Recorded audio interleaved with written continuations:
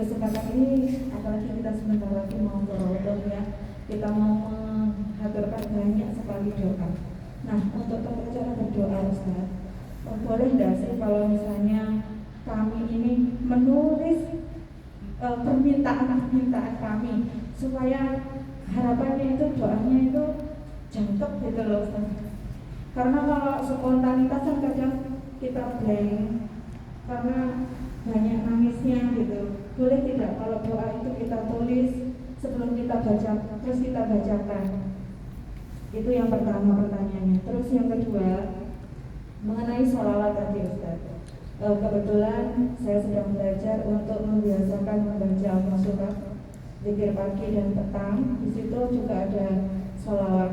Nah, apakah untuk sholawat yang Ustaz sampaikan tadi itu sudah termasuk di dalam al-Musurah itu, atau kita bacakan terpisah?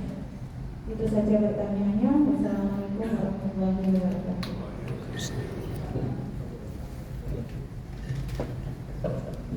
Terima kasih untuk pertanyaannya. Saya jawab yang nomor 2 dulu. Ada zikir ma'thurah dari Hasan Al-Banna, kemudian ada juga Wirdul Latif dari Habib Abdullah bin Al-Haddad, dan banyak ulama yang menyusun zikir pagi dan zikir sore. Setahu saya, zikir pagi dan zikir sore yang disusun oleh ulama manapun itu pasti ada sholawat 10 kali ya pagi, sholawat 10 kali sore. Jadi kalau udah baca itu ya sudah, itu sudah masuk, sudah cukup.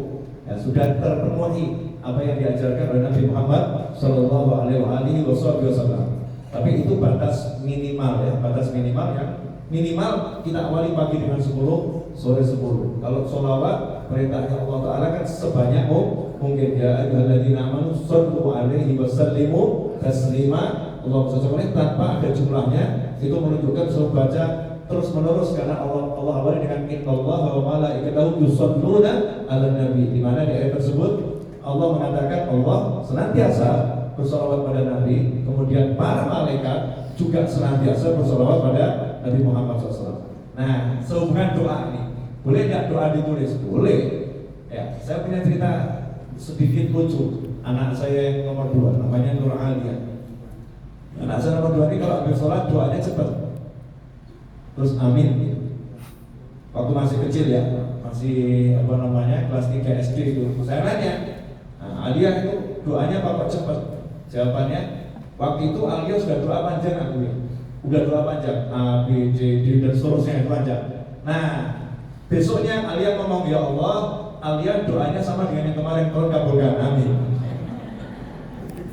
Saya bilang cerdas ini ya.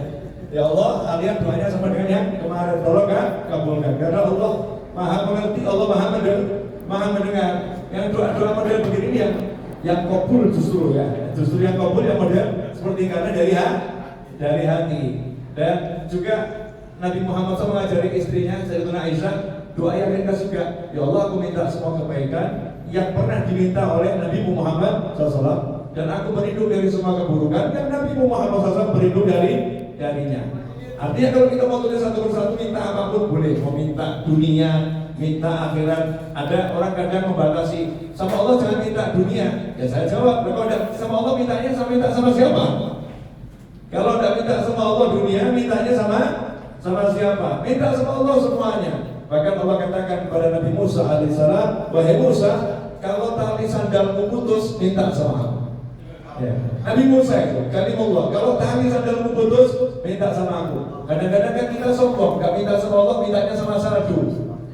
Punya saldo, punya ini, punya teman, di kepala kita itu dulu. Jangan, minta sama Allah Subhanahu wa ta'ala, baru cek saldo. Minta sama Allah, baru lihat teman. Minta sama Allah, baru buat perencanaan. Jadi kalau ibu dari tulis, itu bagus sekali ya. 1, 2, sebanyak mungkin. Mau dibaca boleh, atau kemudian ngomong, ya Allah, semua yang ditulisan itu tolong kabulkan, selesai. Kalau saya saya pilih begitu, ya Allah, semua yang ditulisan itu tolong kabulkan. Karena tarikan saya, tarikan asikiyah. Tahu asikiyah? Yang asik-asik saja. Saya nggak mau yang pusing, yang enak-enak gitu loh ya. Kalau yang enak bisa, kenapa cari yang susah? Karena Allah Maha mengerti, Allah Maha memahami. Begitu Ibu, silahkan minta sama Allah sebanyak mungkin buat catatan yang banyak, kemudian besok tinggal ngomong, ya Allah, saya minta yang ada di sini selesai. Emang Allah nggak mengerti? Allah kan maha mengerti, Allah maha memahami. Akhirat. Nah, kenapa itu dikatakan lebih kabul yang semacam itu gerakan dari hati? Pernah diceritakan ada seorang Arab dusun. Ya, orang Arab dusun beda dengan Arab kota. Arab kota itu kalau di tanah Arab kota itu ahli majelis. Ya, ahli majelis. Biasa datang ke majelis karena ulama banyak di kota. Kalau di dusun itu jarang ada ulama. Beda dengan di Indonesia. Di Indonesia ulama banyak di desa. Pondok-pondok menghafal Al-Quran itu banyak di desa. Santri-santri pondok yang besar adanya di desa. Justru di kota itu kurang ulama. Nah, ini ada Arab dusun, dia pas lewat gitu lihat ada sholat jenazah, ya, sholat jenazah. Seumur hidupnya belum pernah ikut sholat jenazah. Jadi dia nggak tahu doanya di takbir ketiga dan keempat itu apa, nggak tahu. Yang dia tahu sholat jenazah itu 4 kali takbir. Yang pertama Fatihah, kedua sholawat, ketiga doa, keempat doa, kemudian salam. Akhirnya dia ikut sholat jenazah, kemudian pulang. Nah, malam harinya imamnya diipiin sama jenazah tadi. Ternyata jenazahnya itu temannya imamnya. Nah, nanya ini imamnya sama temannya yang udah meninggal tadi, gimana kondisimu di alam barzah sana? Wah, saya dimuliakan sama Allah Ta'ala dengan kemuliaan yang luar biasa gara-gara doanya Badui yang ikut sholat bersama kamu. Gara-gara doanya Badui yang ikut sholat sama kamu. Akhirnya ditanya dalam itu, Badui yang mana? Dijelaskan tinggalnya di sini. Ya, bangun akhirnya dicari itu.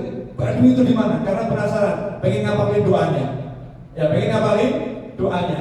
Sampai ke tempatnya Badui tadi, betul ketemu yang disifatkan, nanya, kamu kemarin ikut sholat jenazah? Iya. Kamu baca doa apa? Maka dijawab, saya gak bisa doa. Ya, saya tahunya cuma Al-Fatihah, kemudian sholawat, 3, 4 saya gak tahu doanya. Nah, terus kamu baca doa apa nih? Karena jenazahnya diampuni gara-gara doa kamu. Saya cuma ngomong sama Allah, ya Allah, ini hambamu ini sekarang jadi tamumu di alam barzah. Jadi tamumu. Kalau dia jadi tamu di rumah saya sembelihkan kambing. Kalau dia jadi tamu di rumah saya masih hidup, saya sembelihkan kambing. Masa kamu kalah dermawan sama saya? Dan itu doa. Ya, masa kamu kalah dermawan sama saya? Gara-gara doa yang semacam ini, ya, ini bukan doa yang naluri, bukan doa yang diriwayatkan dari Nabi Muhammad SAW. Karangan seorang Badui, Allah mengampuni hambanya yang meninggal dunia. Jadi jangan mengatakan doa saya kok begini, doa saya begini. Yang keluar dari hati itu mahal. Mudah-mudahan bermanfaat. Wassalamualaikum warahmatullahi wabarakatuh. Masya Allah, tabarakallah, jazakallah khairan. Mudah-mudahan jadi pemahaman